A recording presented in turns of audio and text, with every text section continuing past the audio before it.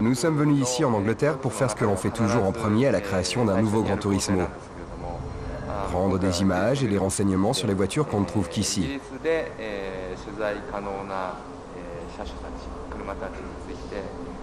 Nous venons aussi prendre le son des véhicules.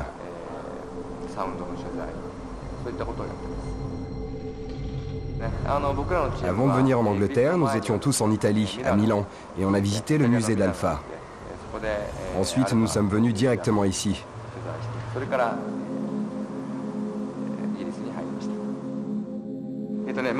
Nous ne considérons pas ça du tout comme des vacances. Mais c'est sûr qu'il y a pire comme travail. C'est la partie la plus amusante du développement. De toute façon, on adore notre boulot. Notre équipe est constituée d'environ 20 personnes.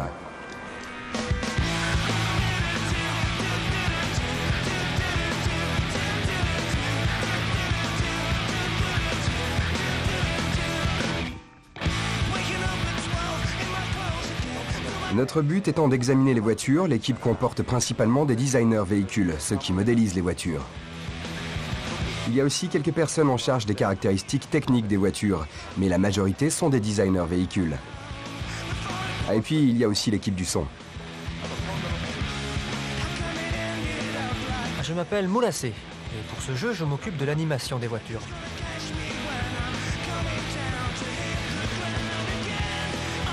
Je m'appelle Komiyama, et je crée des bases de données, des modèles physiques et des caractéristiques techniques des voitures.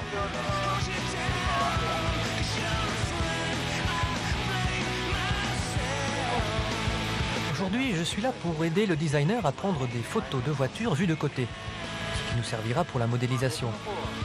Quant à moi, je note de cette manière toutes les caractéristiques techniques des voitures pour les intégrer plus tard dans le jeu. Par exemple, je mesure la taille des pneus, le bouchon du réservoir, le tableau de bord. Tout se retrouvera très précisément dans le jeu. Je ne prends pas uniquement des mesures, je note aussi les informations relatives à la puissance des voitures. Lorsqu'on est à la place du chauffeur, on voit le compteur de vitesse. Eh bien, je note le nombre de graduations. Par exemple, s'il va à 180 km/h ou plus. Ici, ce n'est pas vraiment le même style que les voitures italiennes.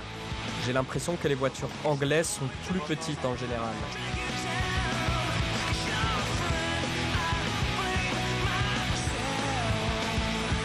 Par exemple, les cabriolets, il y en a beaucoup en Angleterre.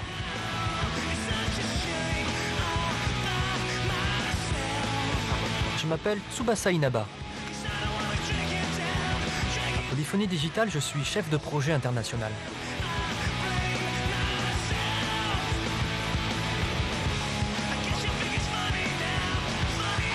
Ce qui veut dire que je supervise le développement, le marketing, les interviews de M. Yamauchi Katsunori, etc.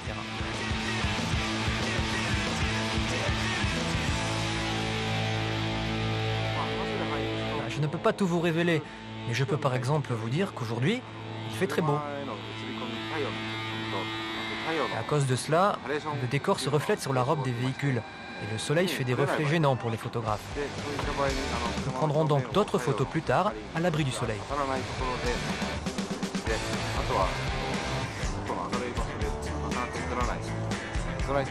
Enfin, nous irons dans un endroit sombre pour prendre des images des phares, des clignotants, des lumières de frein, etc.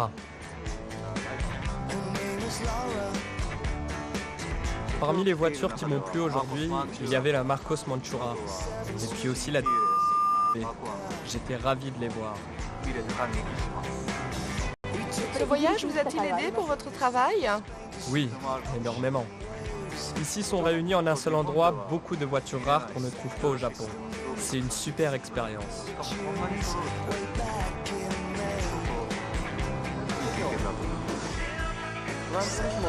Notre but est que les voitures de Gran Turismo soient encore plus belles qu'en réalité. Il est important d'aller examiner les voitures de nos propres yeux pour arriver à ce résultat. Les informations sur papier ne nous suffisent pas. En venant dans le pays de naissance des voitures, on peut les toucher, on les prend en photo et enfin, on les intègre au jeu. Je vous garantis que le résultat s'en ressent. Aujourd'hui, j'attendais de voir deux voitures en particulier. D'abord la Austin LA MK1, elle est tellement typique de l'Angleterre, je trouve ça super. Ensuite, toute la gamme Marcos, la forme est très glamour, j'étais très impatient de les voir.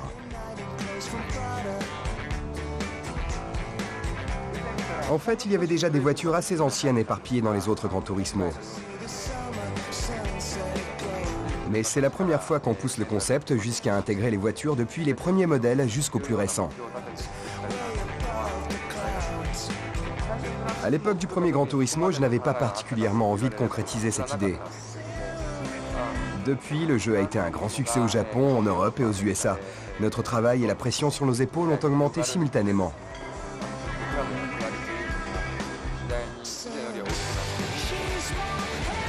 C'est un gros challenge pour nous d'ajouter des vieux modèles dans le jeu. A priori, ce n'est pas très populaire auprès des joueurs. Mais nous allons essayer de leur transmettre nos sentiments dans l'aventure qu'on a vécue, en partant à la recherche de ces vieux véhicules.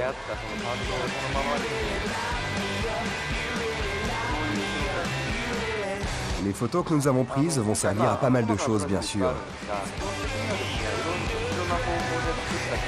Mais leur principale utilisation sera pour le designer véhicule qui va s'en servir comme référence pour sculpter une réplique.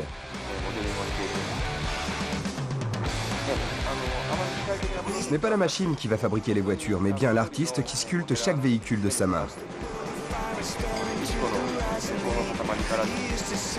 Finalement, on obtient une réplique en plâtre qui sera scannée. Il y a beaucoup de nouveautés. Tout d'abord, il ne s'agira pas que de nouvelles voitures.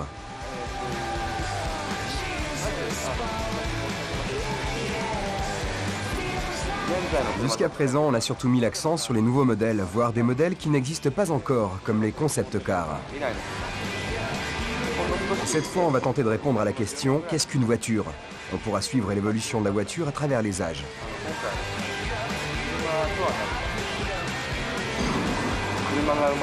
Nous cherchons à obtenir une vision globale de l'automobile. Nous allons peut-être même intégrer les toutes premières voitures de l'histoire.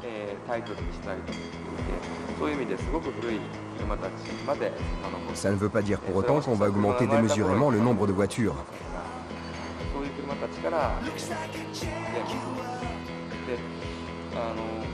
Je veux que mon jeu se rapproche de l'essence même de l'automobile.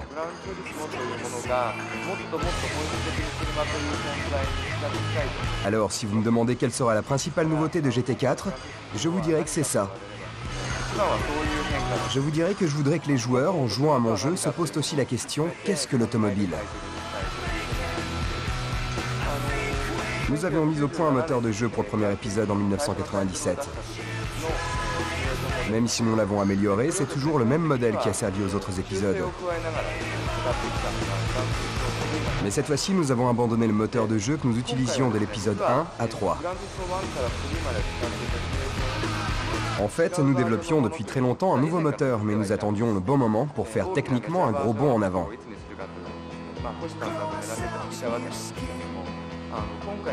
Et GT4 était l'occasion idéale pour remplacer totalement le moteur au lieu de simplement l'améliorer.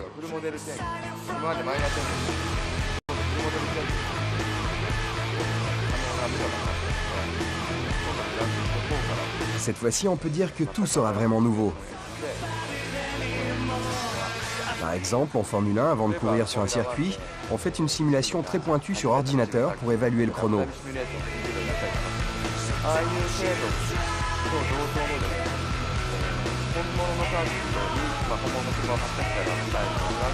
Si on fait la même simulation avec le moteur de GT4, on aura au maximum une seconde de différence.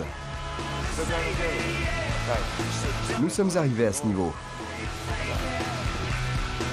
Avant, nous n'étions pas très motivés pour mettre des circuits existants dans notre jeu. Ça n'avait pas de sens de les mettre. Les chronos des courses réelles ne correspondaient pas à ceux de notre jeu. En gros, à cause de notre ancien moteur, nous n'avions pas assez confiance en nous pour intégrer des circuits existants. Mais maintenant, avec le nouveau moteur de simulation, on pourra mettre des vraies voitures sur de vrais circuits sans la moindre honte. Dans Gran Turismo 4, nous allons intégrer le circuit de Suzuka qui est très connu au Japon, surtout pour les championnats de moto.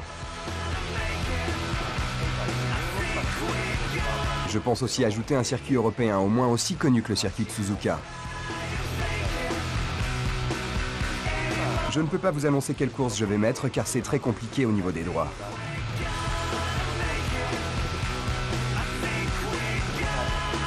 Dès qu'on aura les autorisations, on vous dira tout, mais pour l'instant, on fait le maximum pour faire avancer les choses.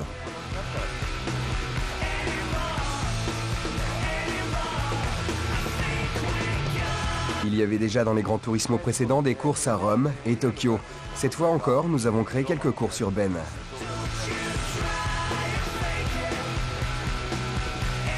Je ne peux pas vous citer les noms des villes, mais je peux vous dire que ça se passera en Europe. Nous réfléchissons sérieusement à la question des dégâts de carrosserie en gardant l'esprit Gran Turismo. Par exemple, tous les fabricants ne sont pas d'accord pour voir leur modèle brûlé ou écrabouillé. Je ne peux rien vous promettre pour Gran Turismo 4, mais j'aimerais bien qu'on puisse faire avancer le jeu dans ce sens. Il faut savoir que Gran Turismo est un succès mondial vendu à plus de 30 millions de pièces, tout épisode confondu. Les fabricants ont bien compris l'intérêt publicitaire d'apparaître dans un jeu best-seller. Il y a aussi le fait que GT est une simulation réaliste, jouable avec un volant, et qu'ils trouvent un intérêt dans cette version virtuelle de leur voiture.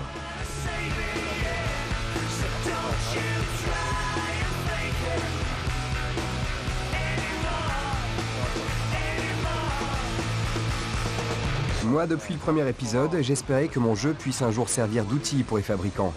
Je suis content d'avoir atteint ce but. Maintenant que les constructeurs ont compris le concept de Gran Turismo, la collaboration est facilitée avec beaucoup d'entre eux. Une voiture réelle créée par GT est possible. Ainsi, on pourrait présenter un modèle original dans Gran Turismo. Attendre l'avis des joueurs et fabriquer la voiture seulement ensuite, c'est tout à fait possible. On se prépare depuis un moment à passer au jeu online.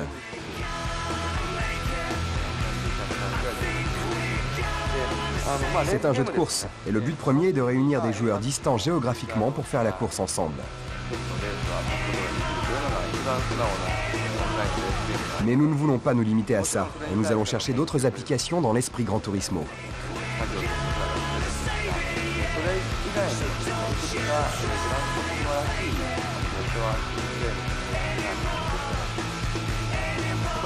Mais je vous ferai les annonces quand tout sera décidé. Pour l'instant, je ne peux pas vous dire grand-chose.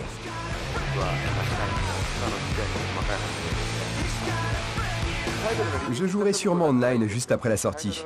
Mais je suis certain qu'en moins d'une semaine, on verra arriver des tas de joueurs sur le réseau bien plus forts que moi. Ça sera sûrement trop dur de jouer contre eux.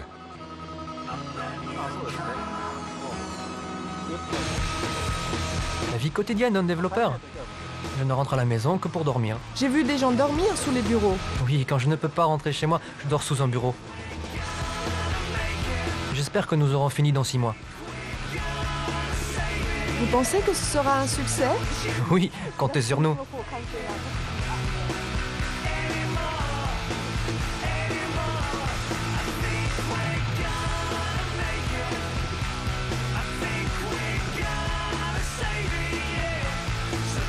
You try.